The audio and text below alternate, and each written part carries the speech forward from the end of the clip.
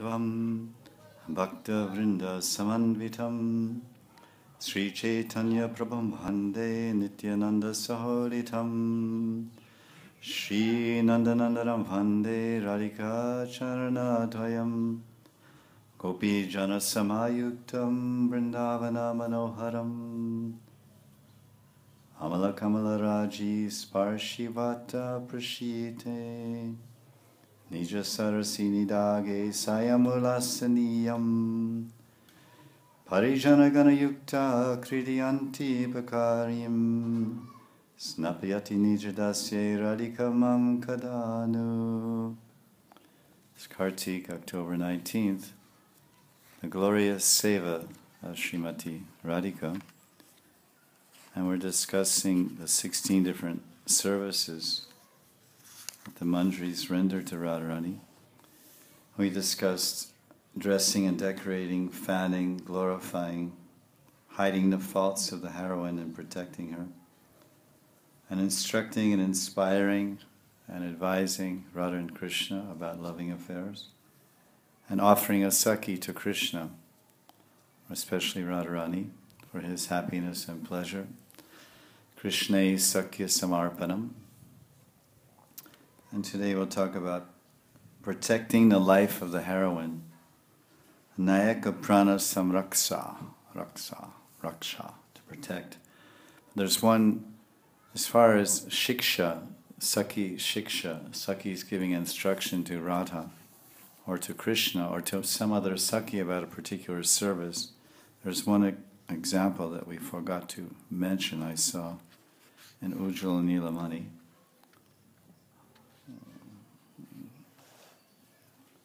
So we can look at that.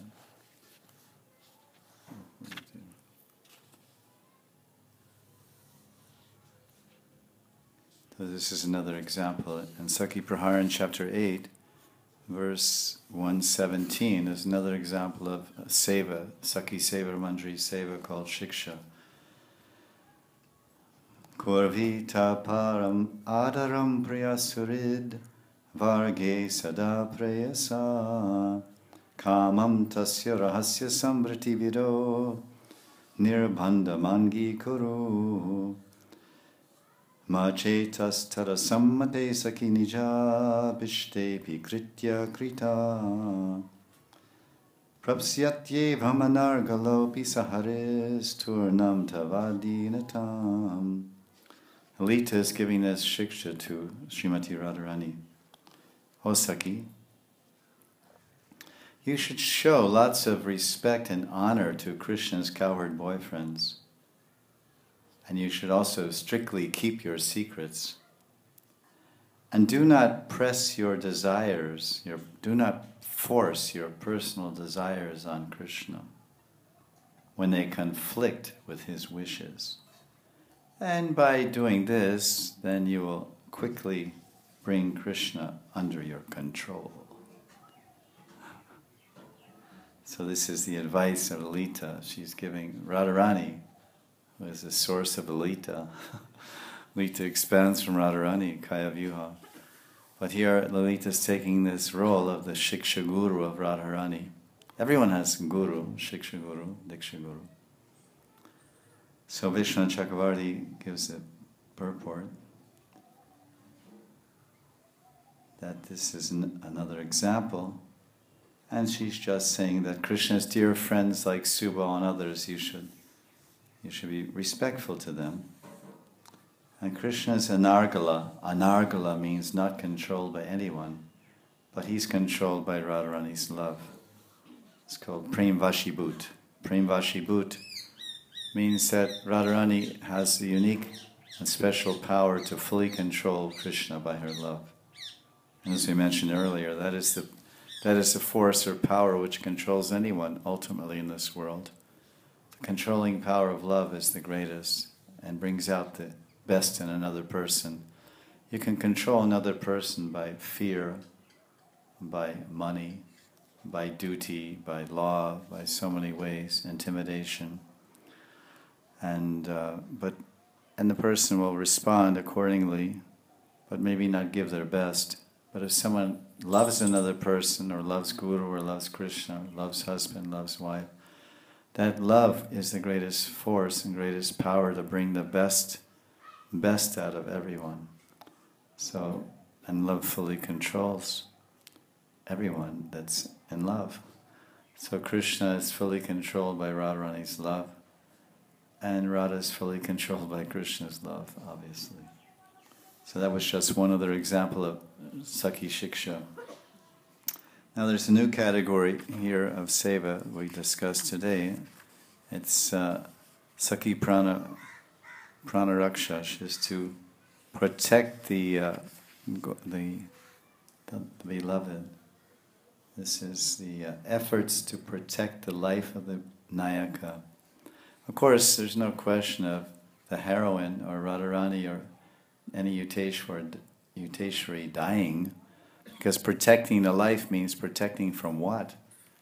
If someone hires a guard or has security guards on either side of him, or chokidars or whatever, they're his protectors to protect him from the inevitable or the greatest danger, which is, of course, death. So this is not. There's no question of death in Krishna's leelas, but it's the ninth symptom, or rather the eighth symptom of sattvic vikars, transformation and love. It's called pralaya. Pralaya means devastation. That means death. Pralaya. We also in psychology and also in yoga they talk about the partial devastation. It's called Ardha Pralaya or Purna Pralaya. At the end of Brahma's day, there's partial devastation, or the Pralaya of the universe. At the end of his life, everything is annihilated. So when we take rest at night, in yoga shastras, they call that Ardha Pralaya. Because when we take rest, it's a destruction of our day's activities, and destruction of all whatever we were planning and working towards. It's called Ardha Pralaya when we take rest. It's all destroyed, and we may not wake up. And then the Purna Pralaya is when you die, finally die. So this eighth symptom of sattvic vikars and prema is called Pralaya, which means devastation, death.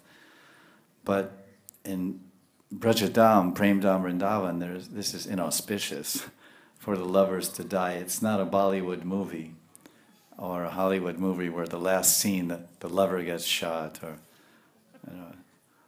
finally the lover attains to be loved after so much adventure and intrigue and chase scenes and fighting and combat and dancing, and they finally get together in the last scene and they finally meet romantically. Then the rival lover comes and breaks in the door, boom, boom, boom. This is Kali Yuga type of love stories, tragic endings. But in this Natya Shastras and Vedic Dharma and cultured human society, the Vedic cultured society of, what to speak of, Krishna Lila, Madhuram Samapayat, everything concludes on the sweetest of sweet notes. And there's nothing sweeter than Madhurya, Purushottam Sri Krishna, and Madhuri Radha. So their combination is the sweetest of all combinations, and it ends well and starts well, and it's always well. So there's no real question of devastation in the sattvic ecstasies of Radharani, or Krishna for that matter, but they faint, murchita. They faint, and that's a type. Fainting is a type of dying momentarily, and you return. It's a pralaya. So this is at that time when the lover or beloved has reached the very limit of this prem vikar sima, the limit of transformations in prem vikar sima, then they may faint. And then to assist or protect or to guide or encourage the person, the lover, the beloved, that's a great seva, and that's what the Sakhis do. So here, this is a report. Vishwanath explains that, Kepasa, what's happening? Or what's the news? Kya samachar? So Uddhava has come, of course, and spent 10 months in Vrindavan.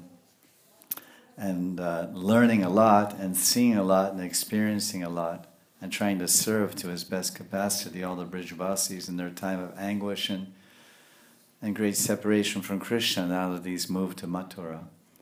And finally, after 10 months, he returns to Mathura with the news. What happened? How is Radharani? How are the Sakhis? How is my mother, Yashoda, and everyone? Subal, Bala, everyone. So then Krishna is asking, when Uddhava returns, he asks, tell me, please. The first question that Krishna asked Uddhava when he returned from Braj and went to Mathura is this: how is Radha? Because has the topmost position in his heart. So then he describes what's the situation with Radha. It's called Nayaka Prana Samraksha, protecting the life of the Nayaka, the heroine. So this is the seva that's going on, and then it's being reported. And what Uddhava is going to describe to Krishna, Mathura, is the seva rendered by a Sakhi named Madhavi. A very beautiful name. This is a Madhavi creeper with those beautiful flowers that blossom at night. They're all in the front gate also, mixed in with bougainvillea. And the center gate is all Malati. If you come at night, you won't knock on the door because you'll smell the fragrance of the Malati and you'll faint. Because it's so rich, it's hanging over the outside.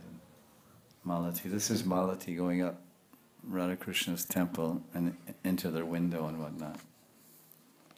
So the Madhavi, she's rendering this service of Nayaka Pranaraksha, Samraksha, to protect her pran, her very life, to prevent her life from leaving her body. So now Uddhava gives a report. Listen, Shyam, Krishna.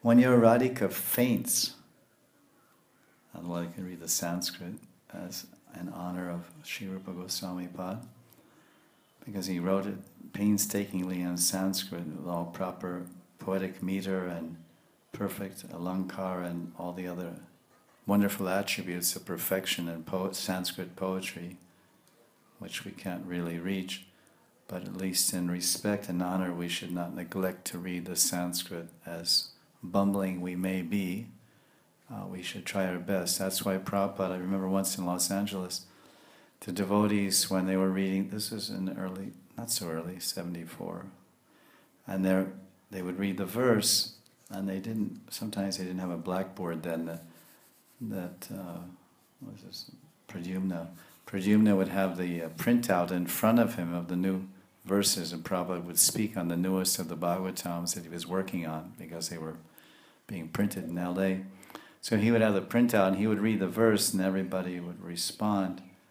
And then, actually, it was on the blackboard also. He would read it. And so when he would read the verse, and some devotees would respond, and he would chant, and then they would chant, but not all. And Prabhupada had his big black glasses on, and he looked around. Why is not, as Prabhupada would speak, why is not everyone's chanting this Sanskrit? And then before even starting his class, Prabhupada gave a whole 5-minute talk about the value of Sanskrit, the value of this Devanagari, this Sanskrit language, how powerful it is, how purifying it is, how illuminating and elevating it is just to hear it and chant it. And he Prabhupada made it easy for us. He said, this may not be your language. Obviously, you're Americans, your language is English. But this is the language of Krishna. And this is the language of the Devas and the language of Vyasamuni and Shukadev. And you may not understand the meaning of the words you're saying. Tvam ayantam katayati mrisha klarvati divyamogram. What does it mean? It's like if I read German or Russian, or I can't even read Russian, but what does it mean? What is it? But to Germans it means everything. or Russian. But that's a mundane language for the most part, although it has its origin in Sanskrit, those type of languages. But Prabhupada said, you may not know, of course you don't know the language, but you should chant a verse. Everyone should chant a verse responsively because it's very purifying and it's very important. I'm giving the angle of that not only that, what Prabhupada said, it's purifying, it's elevating, we should do it, although it's not our language. It's, Srinvatam Swakata Krishna Punya Shravana Kirtana, and second canto of Bhagavatam, is told that Srinvatam Swakata Krishna Punya Shravana Kirtana. It's Punya Shravan. Just by hearing this talks of Krishna, Krishna Katha, or hearing Sanskrit describing those pastimes, it's punya, it's purifying, it's religious, it's dharmic. It promotes our progress toward God. So I'm adding the idea that it's a way of showing respect to the great acharyas and mahajans of our sampradaya by speaking their Sanskrit verses and stumbling through the words, and sometimes we even be able to even chant it with the proper meter when we get a little bit expert, slowly, like Chintamani Prakarasad Mashakalpa Vriksha. We gradually everyone becomes a little learned and expert in the actual meters of different verses, right? Malani meter and Tundaka, that Brahma Samhita is called Tundaka Chandas. Tundaka Chandas means Tundaka meter, and like this. So this is, we should not neglect the Sanskrit, and it's very much a lot of painstaking work that devotees do to put the Sanskrit verses in their books. This is text 123. Tomayantam katayanti mrisha kurvati divyam mugram morcha rambe tava manimayam darshayat yashu murtim vanye vino dvanti maruta karnarodam vidate rakshat yasya katamapitanam madhavi Yaravendra, the king of the Yadus, Krishna. Api tanam madhavi katam. So this katam api tanam madhavi was spoken by a body, a tanam, by a girl named Madhavi. And she did this to Rakshat Asya for the purpose of protecting Radha. So Uddhava gave the news to Krishna Mathura, listen, when Radhika faints, one of her girlfriends, Madhavi Gopi, making a false, terrible oath, she tells Radha, in other words, one Gopi lies to Radha. She says, listen Radha, Krishna's coming.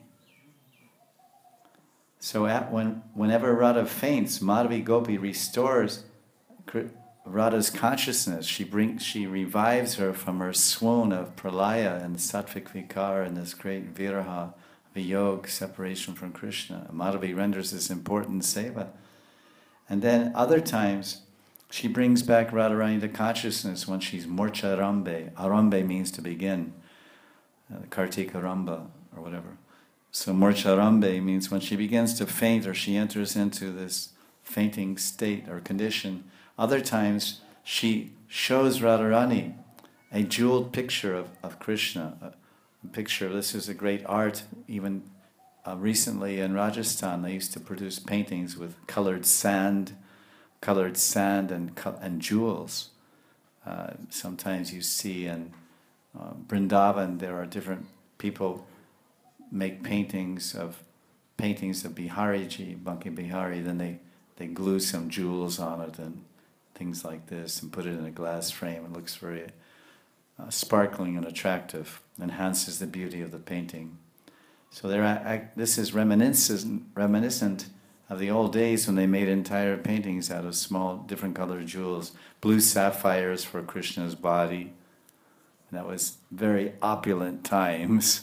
Now we use tempera and acrylic and some chemical paints. But then they actually used jewels, jeweled paintings, Ratna Chitra. It's something extraordinary to even think about. When they had so many jewels, they would just slap them in their pillars. Nowadays, if you have millions of dollars, you can put one little tiny 5-carat sapphire on your finger, yellow sapphire, and you think you're really ahead of the game. And those days in Dwarka, Krishna's pillars, the pillars and kamba, the stambhas and pillars in his palace, they were embedded with yellow sapphires, thousands of them. And they have the quality of Suryakant. Suryakant means the kanti, the effulgence of the sun planet. So at night they naturally emanate, they're self-effulgent, they emanate light. So the corridors of Krishna's palace in Dwarka were illuminated with yellow sapphire jyoti. It's a pretty beautiful scene, if you like Aishwarya. In Braj, we prefer the twinkling of the stars and the glimmer of the full moon. This is how Krishna passes through the pathways. And when Radharani goes out on Abhisar to meet Krishna, and Purnima or Shukla Paksha, she runs along the moon-illumined pathways and Prem Gully and Dan Gully and Man Gully of Braj. So this is the Madhurya viewpoint of Krishna's Leela. But Dwarka is Aishwarya. So here there's the pillars of Krishna's house are made of lapis lazuli embedded with jewels in Dwarka and gold columns and diamond roofs. But when Krishna's Kunja Mandirs and the groves and forests and vans of Vrindavan, the pillars are kadamba trees. The pillars of his palace, his Keli Mandir, Krishna's Keli Mandir, the pillars of his, the pillars means the columns, like these are pillars holding up this veranda. So the pillars of Krishna's Keli Mandir are not gold columns embedded with sapphires and emeralds and gold studded, but they're kadamba trees entwined with madhavi latas and malati latas. It's a different, Braj is Madhurya. So Uddhava is giving this news. This is the condition of your Radhika, of your Nayaka. So in different ways, the Sakhis, they render this service by telling lies. Oh, come out of your swoon. Krishna's just now coming. Look, he's at the door. Oh, really? And she wakes up. Where? Oh, he's not here. You were lying to me. But anyway, it revived me. And I thought I was so enthusiastic, anticipating that Krishna was at my door, that I actually saw him in my own Brahm, my praying Brahm. When he said that, yes, Radhika, come, wake up, come. Wake up, see, look, Krishna's at the door. And then she wakes up and looks, yes, he's there. And she, no, he's not there. When she comes back, in Ardhabhaya Chitta, when she's she's unconscious, onto her Chitta. And then she comes half conscious and looks at the door. Yes, he's there. And then she comes to Bhaya Chitta, external conscious. He's not there. Oh, you're lying to me. But then now she's awake at least, and the gopis try to feed her or give her something, and then she may swoon again. So sometimes they show a jeweled picture. See, look. Oh, where's my Krishna? No, he's here, look, look. And they put it in front of Radharani's face, like we put pictures in front of dying devotees' faces, and put them on either side of their bed. When they're dying, they can look at their beloved Thakur and Thakurani, or Guruji. And like as Haridas Thakur, he left this world with the face of his beloved Sri Krishna Chaitanya before him. At his last moment, he was looking at the face. So we're looking at the face of Shyamsundar, Radharani, or Giridhari. And then we leave our body. Hare Krishna, Radhe Radhe. A choice of mantras. Whichever mantra you chant the most, that's what you'll chant when you die. So if you chant Krishna, Krishna, or Hare Krishna, you go to Radha and Krishna. If you chant Radhe Radhe, you go to Radha and Krishna. It's a win-win mantra. Either one, you'll get there. Confirmed. You heard that parrot? That was Radharani's tota. Yes, you're right. So what else do they do? Sometimes when Radharani is sitting in a room, the wind starts blowing in Barsana, And just outside of Radharani's bedroom, there's so many forests, Gavar and so many vans, different directions. So there's one forest where there's many bamboo, vans, it's called Vansvan. It's a forest of bamboo trees. And when the wind blows, they kind of rub together. And when those bamboos rub together, they make a rattling sound. When Radharani's sitting in her bedroom, and she hears that those bamboo trees rubbing together, then she immediately thinks of Bansuri, Vamshidhari Krishna Murari. She thinks of Krishna Murari, and she starts to faint.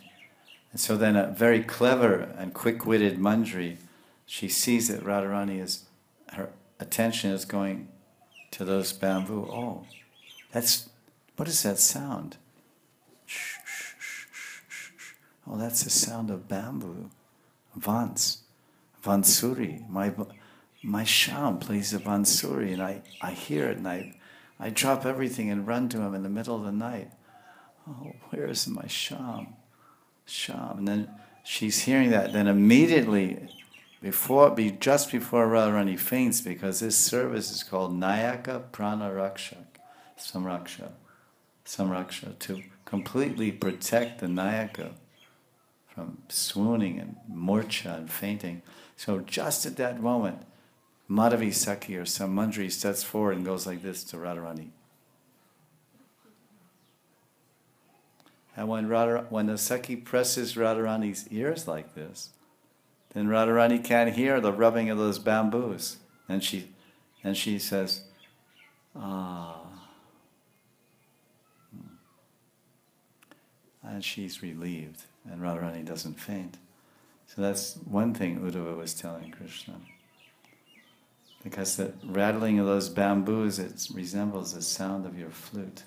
Oh, Yadavendra, in this way, Madhavi Sakhi protects the life of your beloved Radharani. So this is the news that Krishna received from Uddhava after he returned from Braj. This is the what do they call it? Breaking news? This is the breaking news. The correspondent. Here, our Braj correspondent has just arrived from the front lines of the battlefield of love.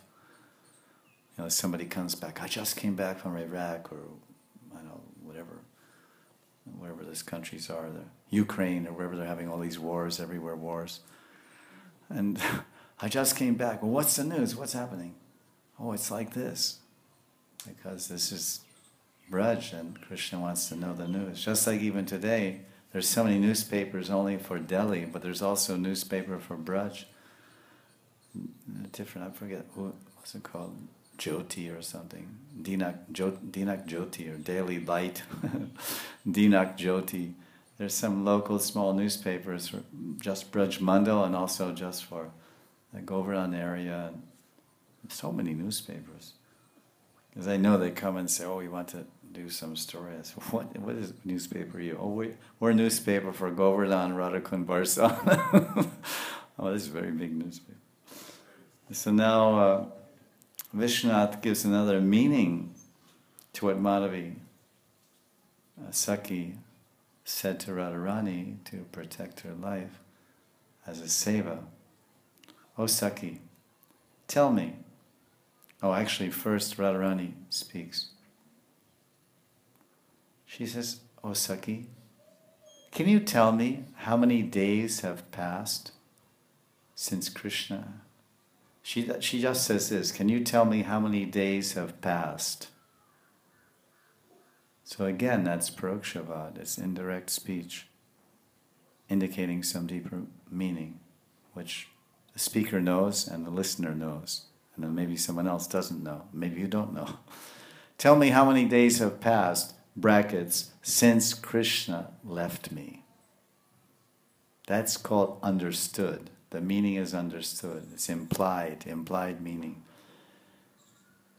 When Radha says this, then that's why this is the commentary of Vishwanath on this verse, because that's why Madhavi's saying that Krishna's coming. So why is Madhavi saying Krishna's coming? So then Vishwanath, by his praying dristi and the power of his sporties, he enters into these verses, he enters into the hearts of the Nayaka and Nayak, the hero and the heroine described in the verses, or he enters into the heart of Krishna on the battlefield, and he enters into the heart of Arjuna on the battlefield, and he gives his commentaries or tikas of Bhagavad Gita, and explains at this juncture, in this verse, Arjuna is saying this, and Krishna is saying this, and all these commentaries, because Trikalagya means that the great saints and sages like Vishwanath and other Mahajans and self-realized souls like Vyasadeva, etc., they can see the future,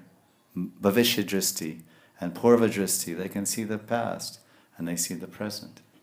So therefore, because Vyasadeva had Bhavishya Dristi, he could see the future. He was thinking, and he writes in the 12th canto, in the future, in Kali Yuga, this will happen. The standard of beauty for men will have long hair and look like women. This will be considered a handsome man if he has long hair and looks like a woman in Kali Yuga. So he predicted New York City in 1966. He predicted the hippies. He says in the future, humans will kill their own babies. It's like, now it's like, yeah, so what, man? My mother did, my grandmother did, everybody does. But 5,000 years ago, that was like unimaginable. It was unimaginable, unheard of, untalked about, not dreamed about, thought about, and even imagined that a human being would kill their own child at any stage, the day after, or the day before, or a week later, or a month later, or 6 months later. But now it's like, hey, yeah. I remember you meet people and they say, yeah, I had 3 abortions. They talk about it like they had their teeth pulled out or something. And it's no one even raises an eyebrow. Yeah, I had 2. Oh, you had 3. Oh, this is Kali Yuga. So Vyasadeva saw that, and he wrote about it in the 12th canto. So what to speak of the Rasik Janas like Vishwanath? He can see the past. What about, you've heard of Ramayana, Valmiki? Valmiki wrote Ramayana in Satyuga, and Ram came in Treta Yuga. So how he wrote it?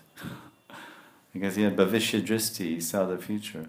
So Vishwanath, he can see the Leelas by Samadhi, and then he enters the heart and he says that Lalita said this and Radharani said this. So in this particular verse from Ujjwala Nilamani in his Tika, Ananda Chandrika Tika, then Vishwanath is saying, first Radharani, because this dialogue starts off with Uddhava giving the news of what Madhavi Sakhi basically did. How did Madhavi Sakhi is busy protecting the life of your beloved, Radharani, Nayaka Samraksha.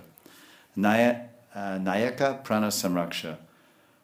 This is the situation. You ask him about Radha, she's dying in separation from you. She's swooning and murchita and fainting at every other moment. She comes to consciousness and again faints. And her Sakhis are spending all day and night trying to protect her life. But you're her Prananath, and you're in Mathura. And your Praneshwari is in Vrindavan. What are you doing here? Aidina Diyardanatahe Mathuranath Kadava Lokishte. Ridyam Kataram. Ridyam Aloka Kataram. Dayata Brahmyati Kim Karomyaham. Dayata Kim Dayata Brahmyati Kim Karomyaham. Kim Karomi. Kim Karomi means, how can I serve you? What can I do? So this is a verse spoken by Madhavendra Puri, immersed in Radha Bhav, Radha's Virha Bhav. Aidina Diyardanate Mathuranath Kadava Loki say, oh, you're my Prananath, and now you're in Mathuranath. You've gone to Mathura. Aidina Diyarda, Dina Diyarda, Dina Diyarda. You're supposed to be compassionate to the fallen, but what about I've fallen from your grace. I'm your beloved Radha, and I've fallen from your darshan. Aidina Diyardanate Mathuranath Kadava Loki say. Kada Loki say, Kada, Kabe. When will I see you with my eyes? Then Ridyam Aloka Kataram, with aloka, without seeing you, hridayam kataram. Kataram means it. Without seeing you, I'm not seeing you. My heart is breaking and snapping and just disintegrating in your separation. Dayata, oh merciful, beloved one. Dayata, brahmyati, I'm completely bewildered. Kim karomi, Kim karomi, what can I do in this situation? This was the dying words, not dying, but at the time of Tirobha, when Madhavendra Puri was giving up his body, he was continually reciting this verse and crying rivers of tears and fully identifying with Radha Bhav. So now that Radha is described here in her Vipralamba, separation from Krishna. And first she turns to her Sakhi Madhavi Gopi and says, hey Madhavi, how many days have passed? I will now give up my life. And when Madhavi Gopi hears this, she's thinking, because prana samraksha means to keep someone from killing themselves. Prana means your life. In other words, I'm going to die right now. I'm going to give up my life. No, let me do everything I can to save you. Do you think it's auspicious for a 14-year-old girl to give up her life? If she's like 99, then okay, go ahead. You've done a full 100 years. Go on and get a new body, a healthy one. So, but this is a terrible shame and great, what a loss. So they do the Sakhis do everything they can to protect some. That's why it says samraksha. Some means everything, completely. They do everything under their command and they lie, they give paintings, they do anything, they bring garlands and say, look, Krishna's garland, smell it. And they take the garland, they take the flower garland, they make a garland, and they sprinkle kasturi on it, and kaffir and chandan, and all the different substances, musk and aguru, which is Krishna's natural bodily fragrance. When Krishna wears a rose garland, it smells like roses plus musk, plus camphor, plus aguru, plus sandalwood, because that's the natural fragrance emanating from his different bodily parts. So Krishna's not here. Previously, in the afternoon, if Radharani's feeling separation, they would bring a direct garland from Krishna in Nandagan. They would just put it up to her nose. Like in our world, if someone faints, they have a little capsule. They break open this capsule, and inside is ammonia gas. And then they put it under their nose, and that gas goes in their nose, and it wakens up their consciousness. It's kept in first aid kits. It's ammonia, some type of ammonia gas, and it's in an airproof capsule, but it's easy to snap. So then they faint and go like that. So that's how they do over here. But and there it's part of first aid emergency kits and whatnot. Sometimes people have in their house. But in Krishna Leela, when Radharani faints, then they bring this garland, they put it, she's unconscious, she's murchita, lying on the flower bed, or lying on her bed in Yavat, and the Sakhis put the garland under her nose. And, Sham. Is Sham here? They say, yes, Sham has come. Oh, where? And then they immediately put the garland around her. And she feels the garland, oh, Sham. And she's going like this, Sham. And she, wait a minute. Hey, this is not Sham. It smells like Sham. You tricked me. This is a mala. This is Sham Prasadi mala. What are you doing? Like this. So this is samraksha. Everything they can do, everything in their command to save Radharani. So Vishwanath is commenting on this whole exchange. So Madhavi says, Krishna is coming. Why give up your life? He's coming right now. And then Madhavi takes a great oath, like a vow. She says, I vow to you Krishna is coming. And then when Radharani hears that, how does she respond to Madhavi Gopi's statement? Oh Sakhi, by your taking this vow, you're just cheating me. Because you said this once before that Krishna is coming. And then he didn't come after a long time. Because like what Madhavi Gopi said, oh, no, Radharani, I swear to you. This is like, he's saying here, it takes a great oath, which is, it's a little hard to understand what that means, but actually what he's saying. He said, the Gopis, no, I swear to you, listen, I promise you, Krishna's actually coming. So Madhavi Gopi said this once before to save Radharani's life and revive her consciousness. And Radharani woke up and became conscious again. And now later, some months later, again, and then now Radharani's remembering, wait a minute, you tricked me once before.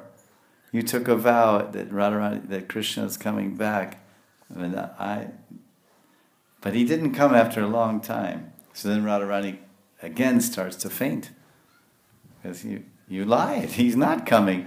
Oh, and she faints. Then Madhavi says, no, Madhavi Gopi, because that's samraksha, you have to think of so many ways to protect the life. No, he's not coming. No, he's here. And immediately some Sakhir Manjari hands Madhavi Gopi a painting of Krishna with all jewels in it. It looks just like Krishna. And that painting is made with blue sapphires, so it's effulgent and glossy, like shining like Krishna's body. And there's yellow sapphires for his dhoti, pitambara dhoti, and then there's black opal for his hair, and his hair is like this, so black opal, and all different, and his eyes, and his whole body is depicted with small jewels of different sizes. So then maybe a full-length painting. So then immediately Madhavi says, no, look, he's here, Krishna's here, look, see. And Radharani's like, oh! And she reaches up to embrace that, what she thinks is Krishna. Shama's come to her. And then this is a picture frame. This is a picture frame. This is not Sham. And again, she swoons. So when Radha's about to faint, Madhavi shows her a jeweled form picture of you, and developing faith that you will actually return to Vrindavan. When the bamboos in the forest suddenly make a sound resembling your murali, Madhavi immediately blocks Radharani's ears with her hands. Because Radharani, when she hears the sound of those bamboos, she thinks it's the sound of your flute calling her for the Rasa Leela. And then she's about to run off there in madness. But then, not seeing Krishna before, again Radharani faints. So fearing, that's why Madhavi Sakhi blocked Radharani's ears. Because she was afraid if Radharani hears these bamboo, then she's going to run like mad into the forest. And she won't find Sham because he's in Mathura. And she'll be so unhappy then. So therefore, this is the insight of the discussion of Madhavi Gopi and Radharani. You can see how clever the gopis and Sakhi Manjaris are, and how concerned they are to serve Radharani or their Yuteshwari. So that's called protecting. And we have the same idea in this world. Oftentimes, even they have whole, what they call them in cities, I don't know, emergency hotlines or something, that if someone is about to commit suicide due to the intense frustration of life, and then they have some number, like if they're contemplating seriously and they're about to step on the top of a building, then they think, oh, there's some number, suicide hotline. I know back in the 70s, early 70s, and big cities in America, there were lots of suicide, as you know. It's very common in the Western world, India also. So that they had, you would call up, and then someone would answer the phone. Usually young college students, ladies and gentlemen, say hello. This is so-and-so. I'm so unhappy. I want to commit suicide. I'm about to jump off the building on the 50th floor. And the first thing he said, "Where are you? Exactly where are you?" Like that. And they try to write down everything, and to literally physically go there. And then, so they immediately write down a piece of paper, and they're trained to speak in such a way to keep her or his attention, keep them on the phone until someone can get there and break down the apartment door or whatever and save them. It's a very wonderful thing, actually.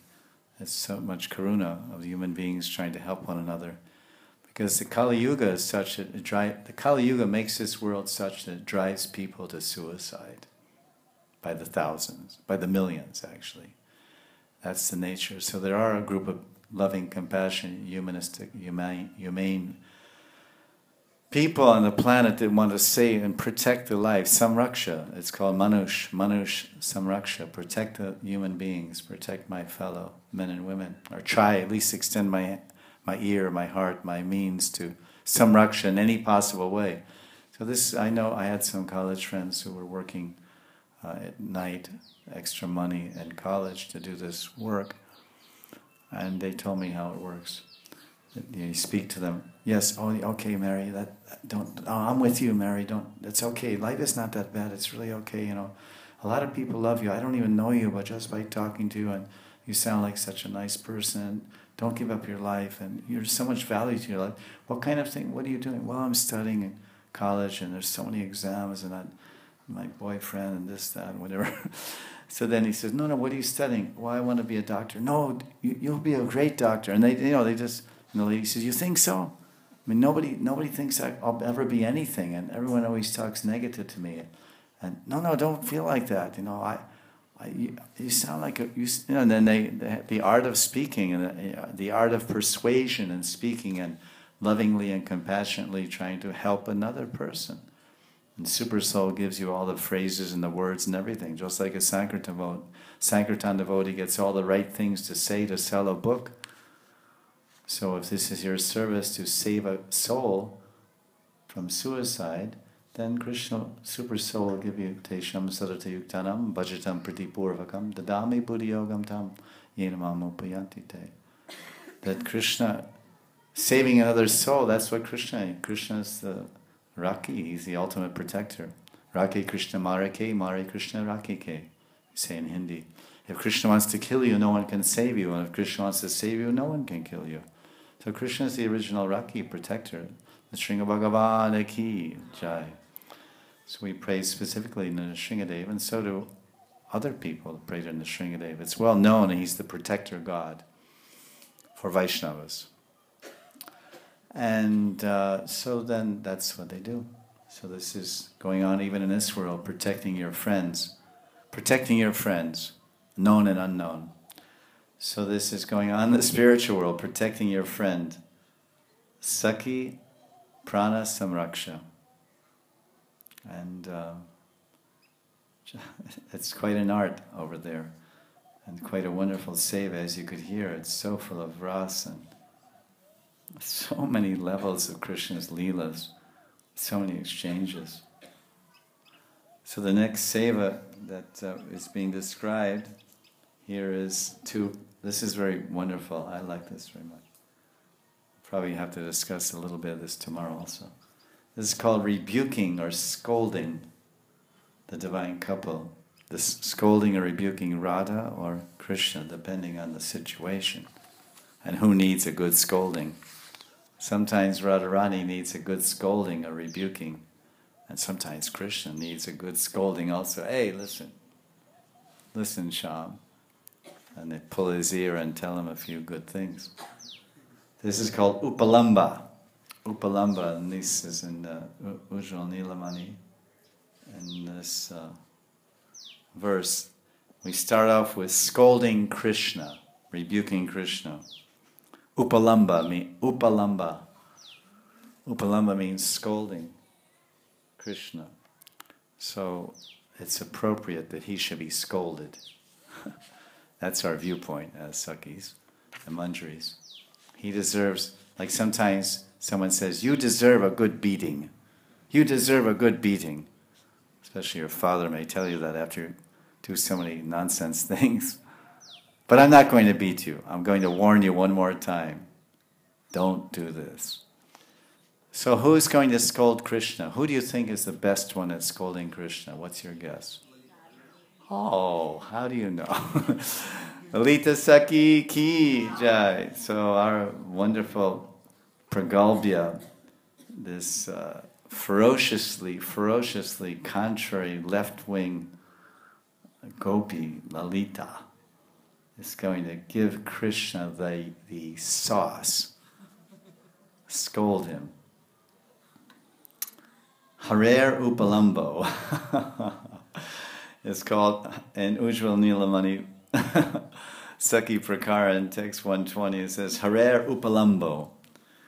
In other words, Hari gets the sauce. Scolding Hari. It says here scolding Krishna, but actually the Sanskrit says Harer, which means Hari, who is, of course, Krishna. So she says, Somya murtir upaniya nirvaram sharadharka iva ragam agrata tam bhajan sapadi tiviratam kuta putana ardana dunoshi me sakim. First, Hari, you show yourself to be very Somya. Somya means gentle. So this is a lady's name, Somya, very common feminine name, Somya. She may be a tyrant, she may be a tempest, she may be a hurricane, a tufan, or a tornado, but she's called Somya. And what does Lalita say in jest, tongue in her cheek? She says, oh, Hari, you are a Somya Murti. Do you know Murti means form, Vigraha? You are the very embodiment and form of gentleness. You show yourself, you show a form of being very gentle. Just like the autumn season. Because everything is so poetic. Why autumn? Because autumn in India, Sharad season, that's what she says. Somya mortir upaniya nirvaram sharad arka iva ragam agrata. She says sharad arka. Arka means sun. You've heard of Konark. Konark, Lord Chaitanya would go to Konark, the sun temple in Jagannath Puri, about 45 minutes from Puri.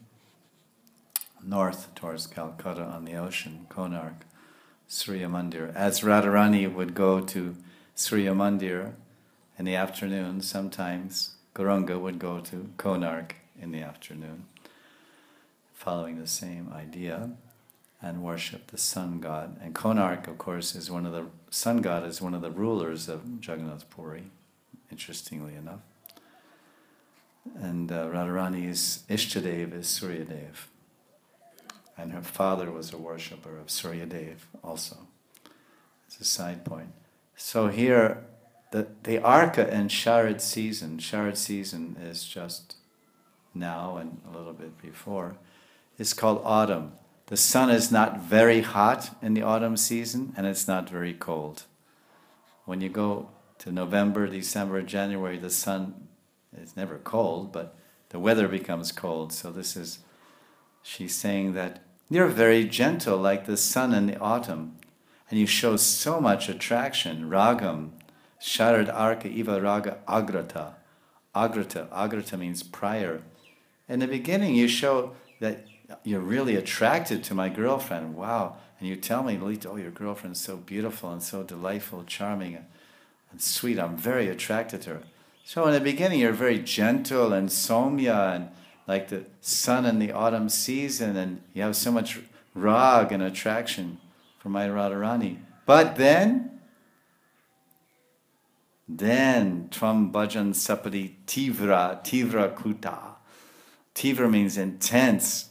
Tivrena Bhakti Yogena. There's one shloka in the Bhagavatam. Tivrena Bhakti Yogena.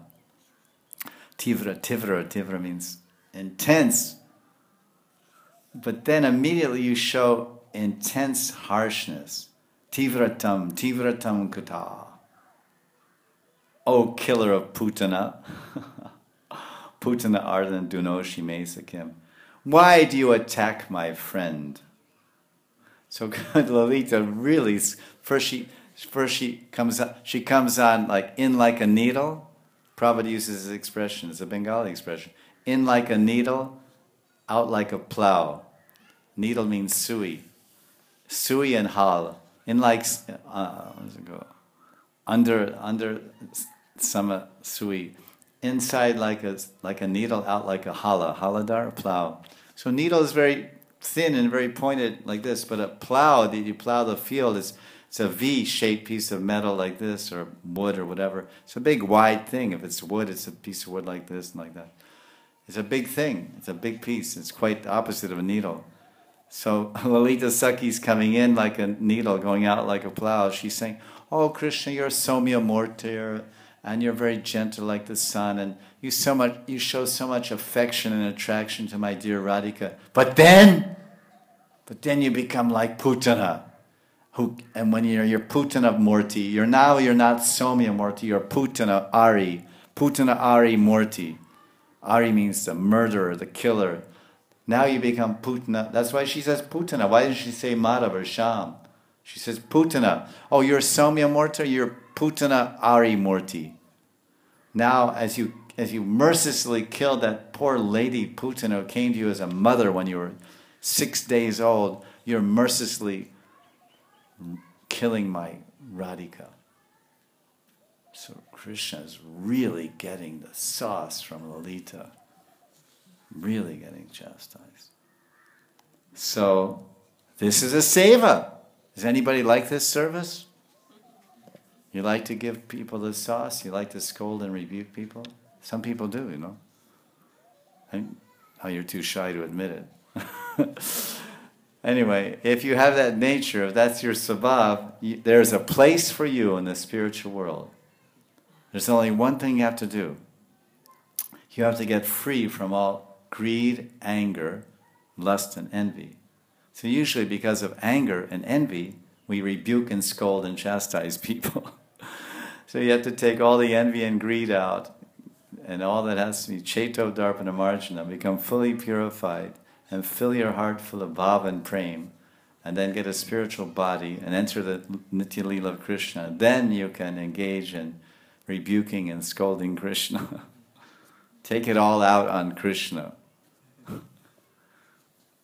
So there are even some Siddha Mahatmas. They are already situated in their Siddhadeha, in their Gaur Sarup. They're situated in their Gaur Sarup, and they're situated in their Gaur Siddha Sarup and their Vrindavan Siddha Sarup, as Sakhis or Manjaris. And they in their Sadhaka Vesh, as sadhakas, they may have Gaurnitai deities. There's a famous personality, his name is Vamshidas Babaji. And he had murtis of Gaurnitai, Neemwood murtis. And sometimes he had some very simple cooking paraphernalia for them, some small pots and pans, and maybe just made of aluminum or whatever, well, there was no aluminum in those days, but whatever, some simple metal, iron or whatever, very simple thing. But somehow he went out to take snan or do madhukari or whatever, and in the Ganga, and some thieves came and stole those few cooking one pot or two, whatever he had for the deity seva, Thakurji seva. And he came back and he said, Are, what is this? What is this? Goranga Nitai, you two are thieves, and you let these thieves come in and steal your cooking paraphernalia? He started scolding them. What is this? He said, you're a thief.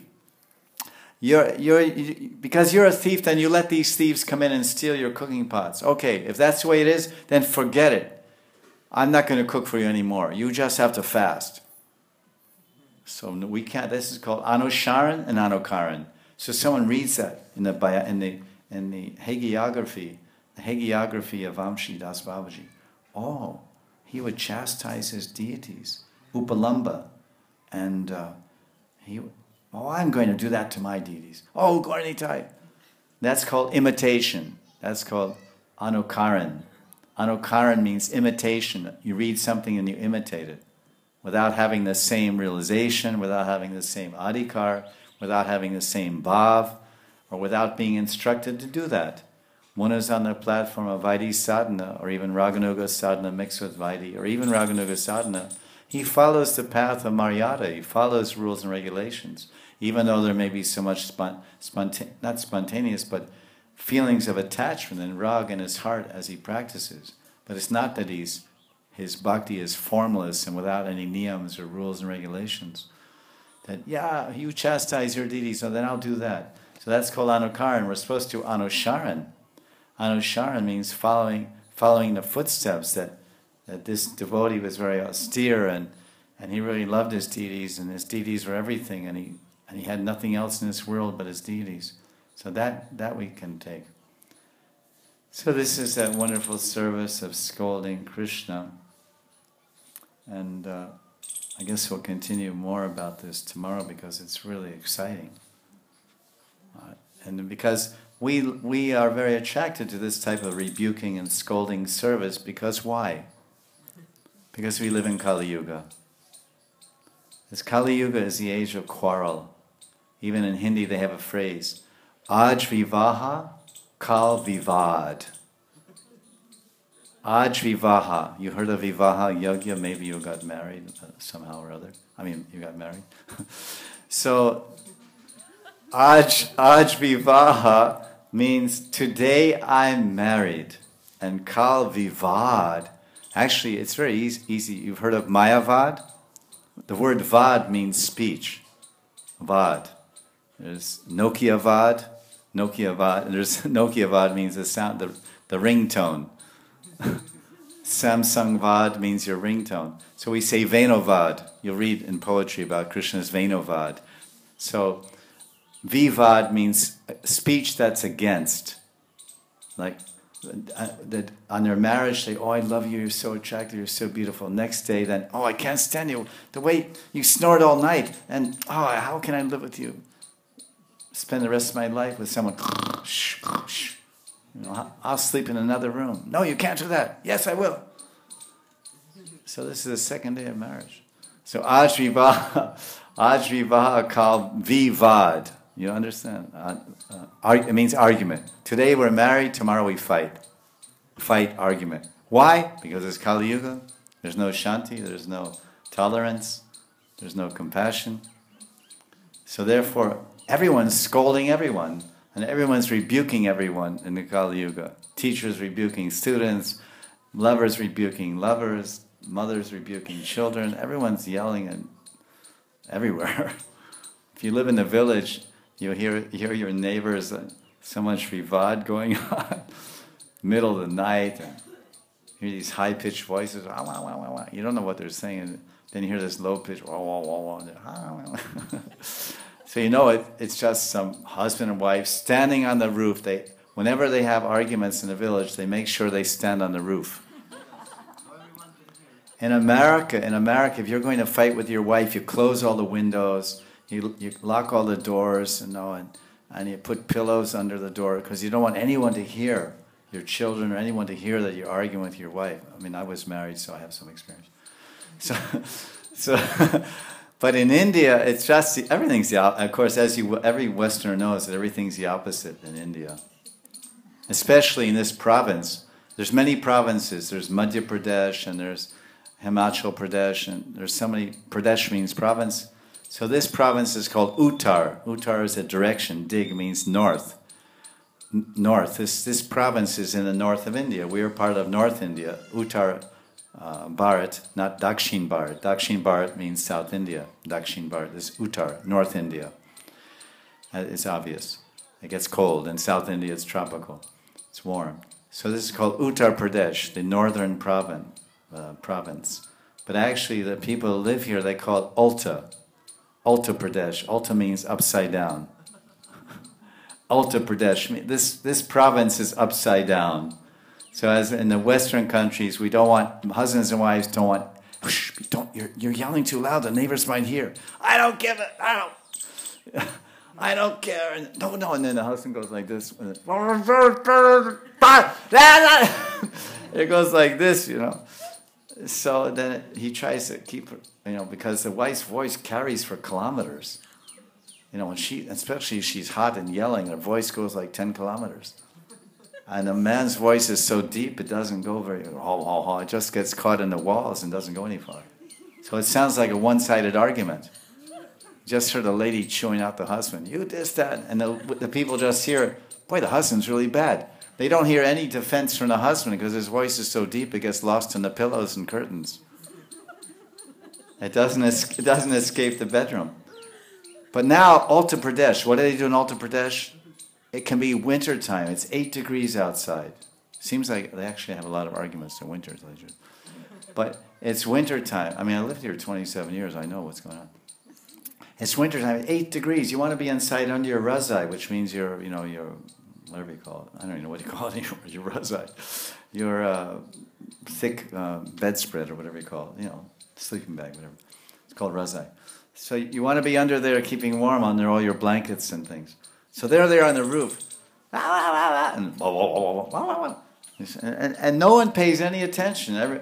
People wake up and they think, oh, what's happening? It's a badmash or dacoit, what's going on?